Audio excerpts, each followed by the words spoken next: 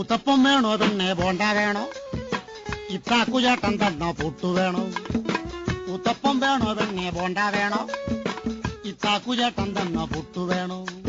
കദളിപ്പഴവും ചേർത്ത് കടല പരിപ്പും ചേർത്ത് നൽകിയിടാം പാൽപ്പായസം. തിന്നു വെണ്ണേ, ആ വേണേ തിന്ന്. എടി വാടി വെണ്ണേ, ആ വേണ്ട വേണ്ട.